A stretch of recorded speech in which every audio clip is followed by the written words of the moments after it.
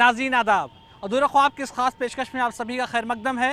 आज की कड़ी में हम बात कर रहे हैं उस पाक फरीज़े की जो सभी मुसलमान मर्द और औरतों पर फ़र्ज़ है। जी हाँ, आज बात हो रही है पाक सफ़र हज की। उत्तर प्रदेश के तमाम इलाकों से मौजूदा वक्त में हज़ारों की तादाद में लोग उत्तर प्रदेश हज कमेटी की मदद से हज के लिए रवाना हो रहे हैं।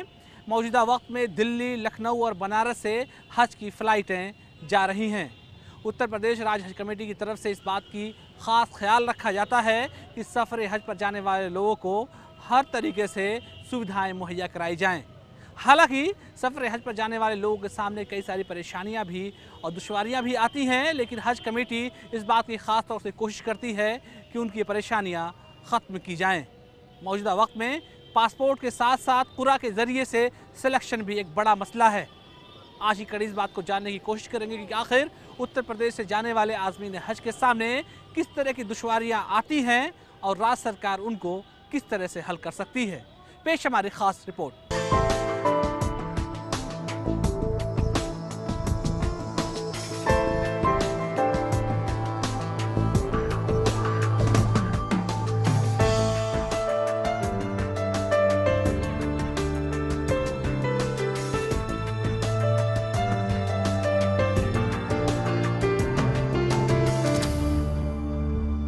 इस्लाम धर्म में हज की बहुत अहमियत है।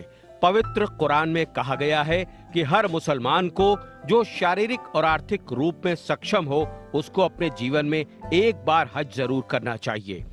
हज इस्लामिक कैलेंडर यानी अंतिम माह जिल-हिज्जा के महीने में किया जाता है। पूरी दुनिया से लोग हज के लिए सऊदी अरब में जद्दा से 80 किलोमीटर की दूरी पर स्थित मक्का शहर जाते हैं। मनासिके हज को सही तरीके से अदा करना ज़रूरी होता है। जब सही तरीके से हज के तमाम अरकान को अदा किया जाता है तभी बंदा अजर व सवाब का मुस्तहिक होता है। हज के अरकान अदा करने के बाद मदीना तैयबा की हाज़िरी, बारगाह रिसालत की हाज़िरी इंसान के लिए निहायत ही खुशनसीबी और खुशबख्ती की ज़ामिन है। अल्लाह के रसूल सल्लल्लाहु ताला अलैहि वसल्लम का इरशाद गिरामी है कि मन ज़ारा क़ब्री वजबत लहू शफ़ाअती, जिसने मेरे क़ब्र की ज़ियारत की ईमान की हालत में और ईमान पर उसका ख़ात्मा हुआ तो उस पर मेरी शफ़ाअत वाजिब है। यही वजह है कि इंसान हज के अय्याम में तमाम अरकान को अदा करने के बाद तवाफ़ ज़ियारत के लिए बारगाह रिसालत माब सल्लल्लाहु अलैहि वसल्लम में हाज़िरी देता है। हज में कुर्बानी की बड़ी अहमियत होती है। कुरान शरीफ में कुर्बानी का जिक्र है। कुर्बानी हजरत इब्राहीम अलैहिस्सलाम के बेटे इस्माइल अलैहिस्सलाम की याद में की जाती है, क्योंकि कुर्बानी मीना की वादी में पेश की गई थी। इस वजह से इसको हज का एक हिस्सा माना गया। हज में कुर्बानी का भी जिक्र है और जो हाजी होते हैं वो अल्लाह की राह में कुर्बानी भी करते हैं और वो भी हज का एक जुज़ है। और उसके बाद फिर वो इहराम को उतार देते हैं और आम इबादतें जो अल्लाह रब्बुल इज़्ज़त ने मुकर्रर की हैं उसको अदा करते हैं। हज के मायने अरबी ज़बान में ज़ियारत का इरादा करने से है। हज में चूंकि हर तरफ से लोग काबा की ज़ियारत का इरादा करते हैं, इसलिए इसका नाम हज रखा गया। हज इस्लाम का ऐसा अजीमुश्शान रुकन है जिसके लिए अल्लामा इकबाल ने बहुत अच्छे अंदाज में कहा कि एक ही सफ में खड़े हो गए महमूद व अयाज, न कोई बंदा रहा और न कोई बंदा नवाज। चाहे वो कोई अमीर हो, चाहे कोई फ़कीर हो, चाहे कोई मालदार हो, चाहे कोई दौलतमंद हो, जो भी आदमी उस बारगाह में जाता है एक लिबास में होता है, एक हालत में होता है। सारी दुनिया की निगाहें देख करके उस वक्त हैरान परेशान होती हैं कि आने वाला कोई चीन से आया है, आने वाला कोई जापान से आया है, आने वाला कोई अमेरिका से आया है, आने वाला कोई हिंदुस्तान से आया है, कोई पाकिस्तान से आया है, कोई बांग्लादेश से आया है। सारे ममालिक के लोग एक जगह जब खड़े होते हैं तो एक आवाज़ होती है, एक लिबास होता है, एक तौर तरीक़ा होता है, इंतहाई खुशी की बात है। बड़े खुशनसीब वो लोग होते हैं जिन्हें ऐसा सुनहरा और अच्छा मौका अता होता है। हम वहाँ पहुँचने के बाद में जो यहाँ कार अदा करेंगे, उसके बाद में मुल्क वतन के लिए, और जो हमारे भाई हिंदुस्तान में वहाँ जाने की तड़प रखते हैं, हुजूर सल्लल्लाहु अलैहि वसल्लम की मोहब्बत में तड़पते हैं, उनके लिए दुआएं करेंगे।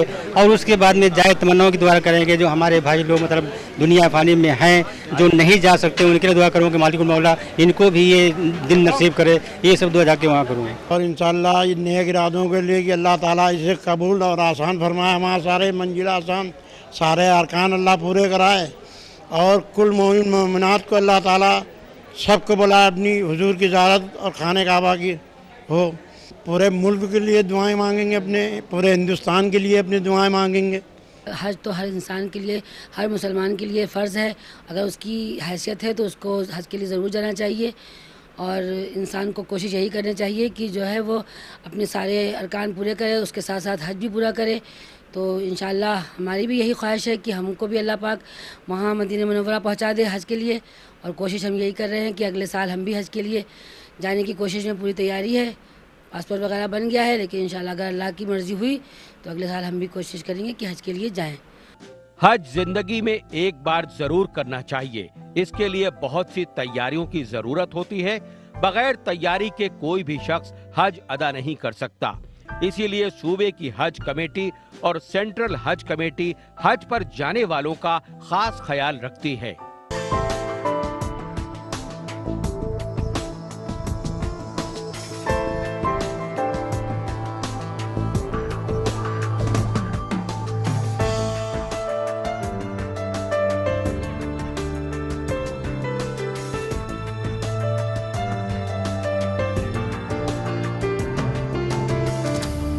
प्रोग्राम में वक्त हो गया एक छोटे से ब्रेक का। ब्रेक के बाद हम फिर हाजिर होते हैं। आप देखते रहिए अधूरे ख्वाब।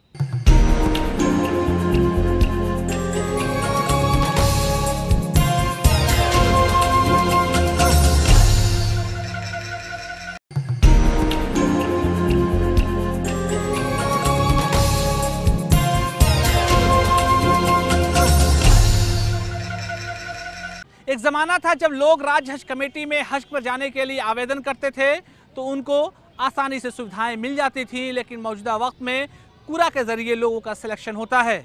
बहुत सारे ऐसे लोग हैं जिनकी मर्ज़ी सफ़र हज पर जाने की होती है, लेकिन कुरा की वजह से उनका सिलेक्शन नहीं हो पाता है। सरकार को चाहिए कि सऊदी गवर्नमेंट से बात करके इन सारी चीज़ों को सुविधाजनक बनाएं। साथ ही मौजूदा वक्त में दूर दराज के इलाकों में रहने वाले लोगों के सामने पासपोर्ट भी एक बड़ी परेशानी है। पासपोर्ट न बनने की वजह से बहुत सारे लोगों का हज पर जाने का सपना नहीं पूरा हो पाता है।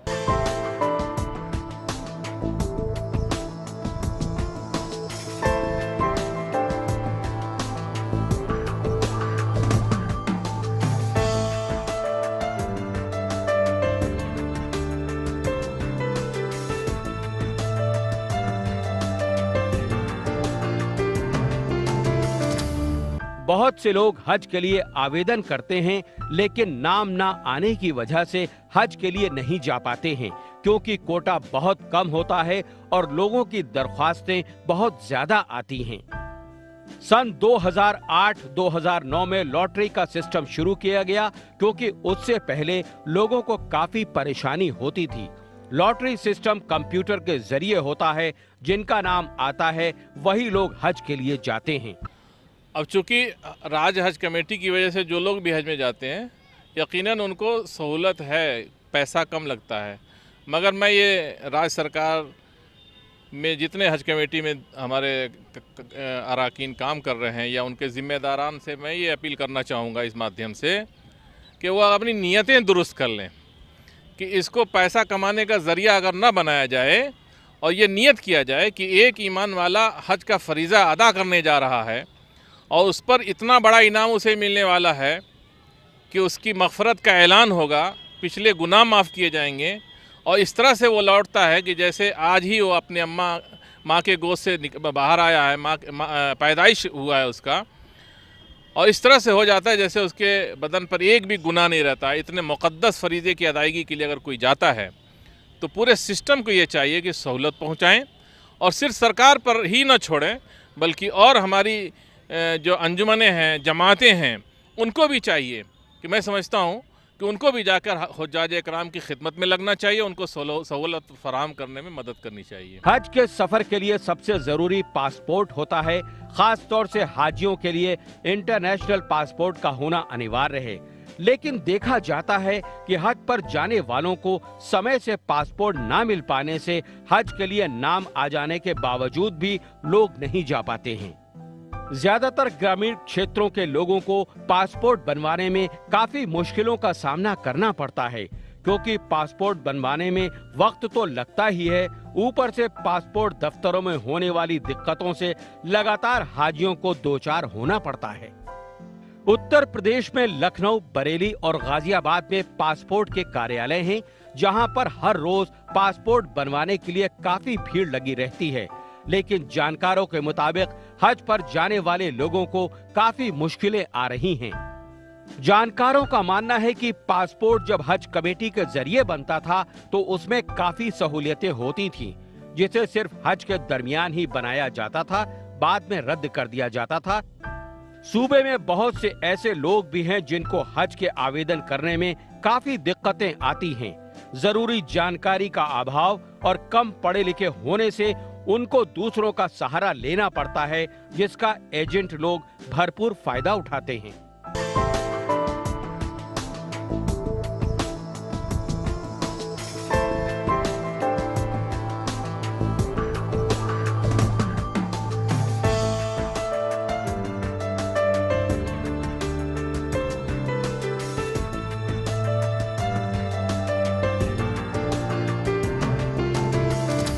प्रोग्राम में वक्त हो गया एक और छोटे से ब्रेक का।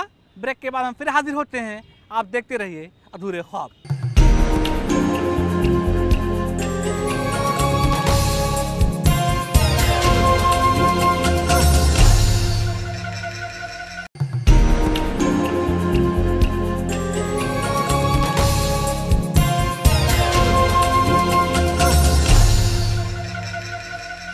राज्य हज कमेटी इस बात की कोशिश करती है कि हज पर जाने वाले लोगों को सभी सुविधाएं दी जाएं।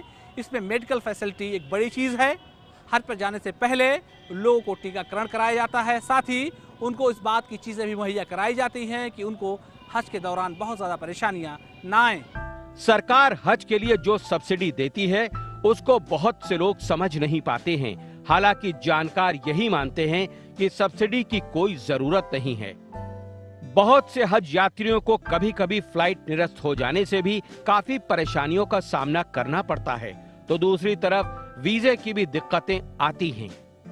जानकारों का मानना है कि यहाँ से हज यात्री जाते तो जरूर हैं, लेकिन मक्का में वो सुविधाएं नहीं मिल पाती हैं, जिसकी वजह से हाजियों को बहुत सी कठिनाइयों से दो चार होना पड़ता है।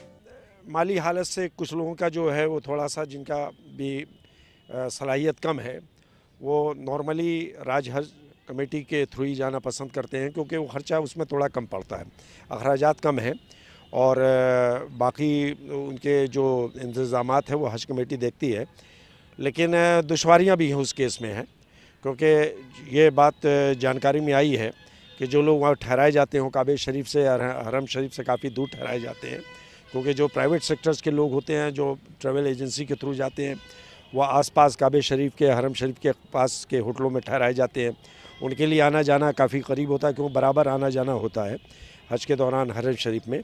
तो दुश्वारियाँ इस नज़रिए से है कि उनकी जो स्टे की है वो दिक्कत वो दूर होती है, और उसमें काफ़ी बुज़ुर्ग लोग जो रहते हैं उनको बार बार आने जाने में दुश्वारियाँ होती हैं। और जहाँ तक कि उसके अखराजात का मामला है, उसमें थोड़ा सा इकोनॉमिकली फिजिबल होता है, कम होता है, तो काफ़ी हमारे लोग जो है इसको अफोर्ड भी कर पाते हैं। तो इसके प्लस माइनस दोनों पॉइंट्स हैं। हज इस्लाम की बुनियादी चीजों में से एक है। लोग अपनी कमाई का गाढ़ा पैसा इकट्ठा करके हज के लिए जाते हैं। बहुत से गरीब और लाचार लोग हज के लिए नहीं जा पाते हैं। हज एक अजीमुशान रुकन है और इसकी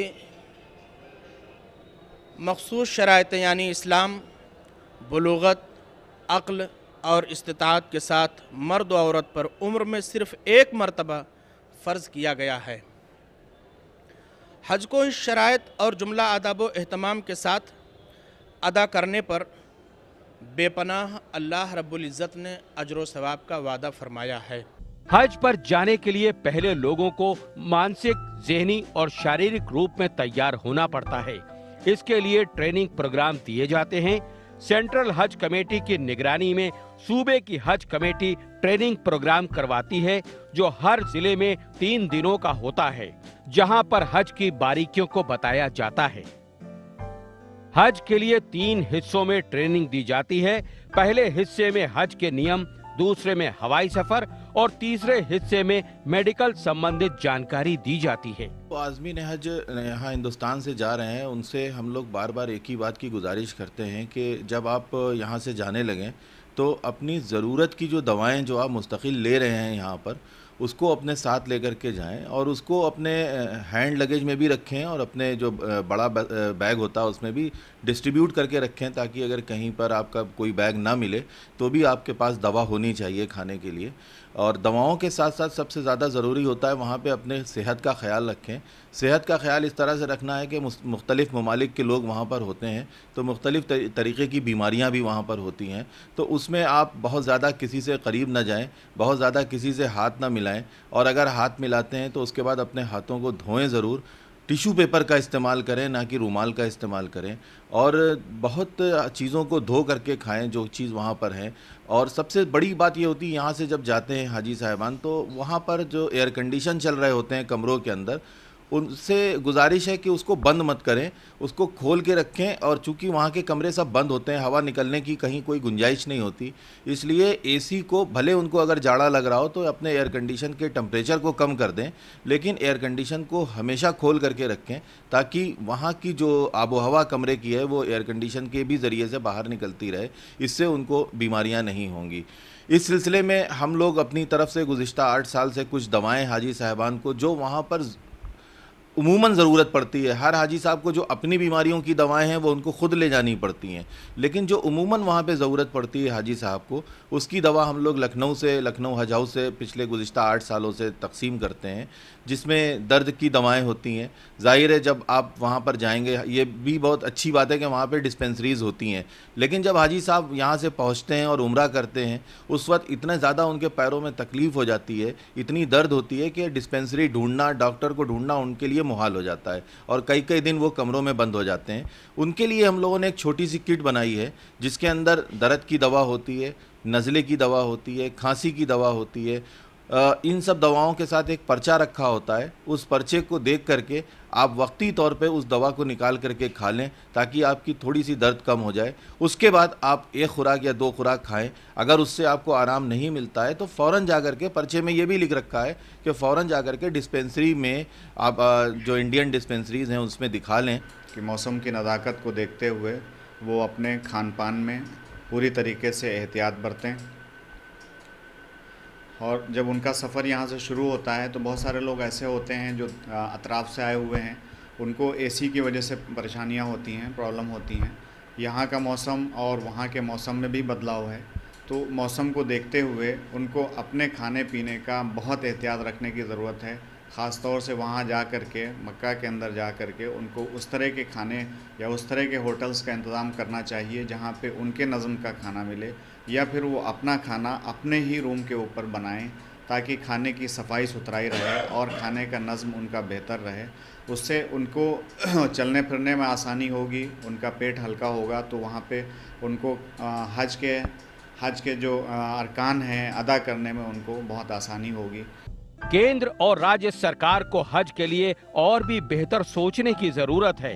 इसके साथ ही हज यात्रा को कैसे सस्ता बनाया जाए और ऐसी व्यवस्था भी बनाई जाए जिससे हज यात्रियों की मुश्किलें कम हो सके, तभी हज के लिए हर मुसलमान के अधूरे ख्वाब पूरे हो सकेंगे।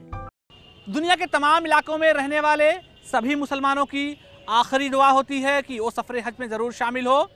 ऐसे में बहुत सारे लोगों की दुआ पूरी भी होती है, लेकिन बहुत सारे लोग ऐसे भी होते हैं जिनकी दुआ पूरी नहीं हो पाती है।